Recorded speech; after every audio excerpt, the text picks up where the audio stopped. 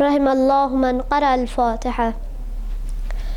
اعوذ باللہ من الشیطان الرجیم، بسم اللہ الرحمن الرحیم، الحمد للہ رب العالمین، الصلاۃ والسلام علی اشرف الانبیاء والمرسلین، سیدنا و شفیع ذنوبنا و حبیب نفوسنا و مولانا بالقاسم محمد۔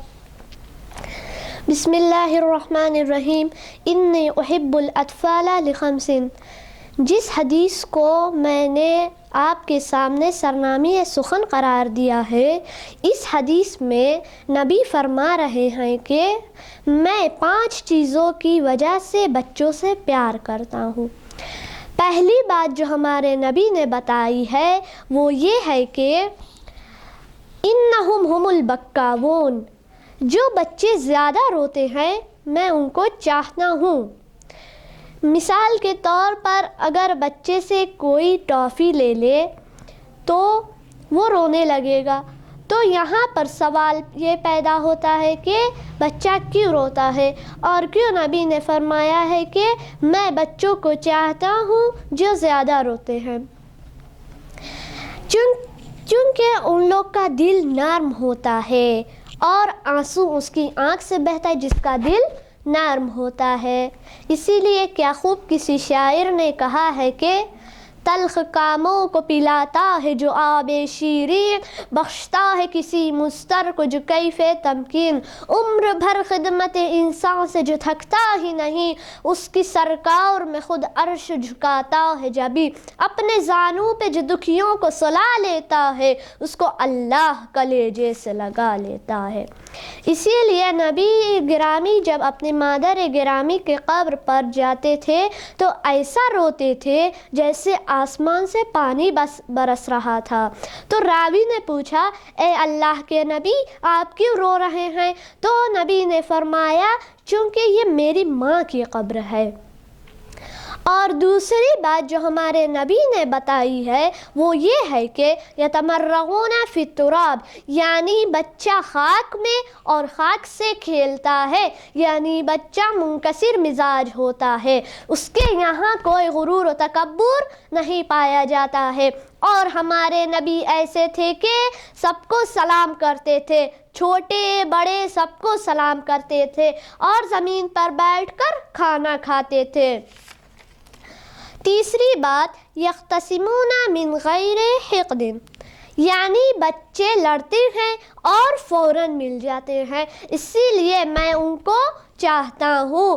اور قرآن نے ہم کو حکم دیا ہے کہ اے صاحبان ایمان، اللہ کی رسی کو مضبوطی سے پکڑ لو اور آپس میں جھگڑا نہ کرو۔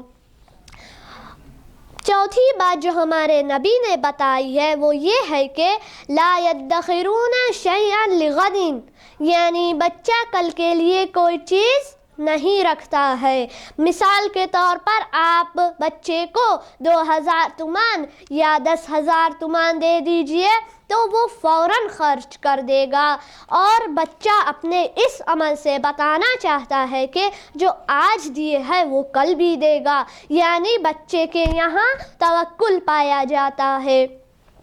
اور 5ویں بات جو ہمارے نبی نے بتائی ہے وہ یہ ہے کہ یعمرون ثم یخربون، یعنی بچہ صبح سے شام تک مٹی کے گھر بناتے ہیں اور جب شام کو گھر واپس جاتے ہیں تو اپنے ہاتھوں سے بنائے ہوئے گھروں کو اپنے ہاتھوں سے خراب کر دیتے ہیں۔ یعنی بچہ اپنے اس عمل سے بتانا چاہتا ہے کہ انسان کا دنیا گھر نہیں ہے بلکہ آخرت انسان کا ابدی گھر ہے۔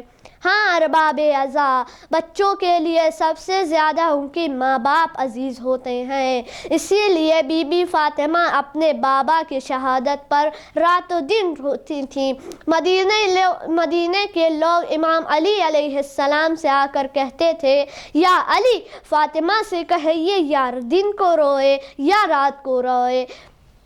مولا نے ہمارے مولا نے بی بی کے لیے بیت الحزن بنوا دیا، اور بی بی امام حسن و امام حسین علیہ السلام کو لے کر جنت البقیع چلی جاتی تھیں اور کہتی تھیں میرے اوپر اتنے مصائب پڑے ہیں کہ اگر دن پر پڑھے تو تاریک رات میں بدل جاتے۔ ہاں عزادارو، جب امام حسین علیہ السلام نے میدان میں جانے کا ارادہ کیا تو کہا اے میری بہن میرا پرانا لباس لے کر آؤ تاکہ میری شہادت کے بعد میرا جسم عریاں نہ ہو جائے۔ شہزادی زینب لباس لے کر آئیں، امام نے لباس کو پارا پارا کیا اور پھر زیب تن کیا۔ ایک مرتبہ امام نے اہل حرم سے خدا حافظی کی، اے سکینہ، اے فاطمہ، اے زینب، اے ام کلثوم، تم پر میرا سلام آخر، خدا حافظ۔ ایک مرتبہ سکینہ نے کہا بابا کیا آپ مرنے کے لیے تیار ہو گئے ہیں؟ امام نے فرمایا وہ کیسے تسلیم ہو جائے جس کا کوئی ناصر و مددگار نہ رہا۔ ایک مرتبہ سکینہ رونے لگی، ان کے رونے کے ذریعے اہل حرم کے رونے کی آواز بلند ہوئی، اہل حرم کے رونے کی آواز بلند ہوئی۔ امام نے جناب سکینہ کو تسلی دی اور سینے سے لگا لیا اور فرمایا اے سکینہ میری شہادت کے بعد تمہارا گریہ طولانی ہوگا۔ اے سکینہ تم روتی ہو تو میرا دل پاش پاش ہوتا ہے۔ اے سکینہ اپنے رونے کے ذریعے میرے دل کو پاش پاش نہ کرنا۔ اے سکینہ جب میں شہید ہو جاؤں گا تو سب سے زیادہ سوگواری کی تم حقدار ہو۔ امام اپنے گھوڑے پر سوار ہوئے لیکن گھوڑا وہاں سے بڑھ نہیں رہا تھا۔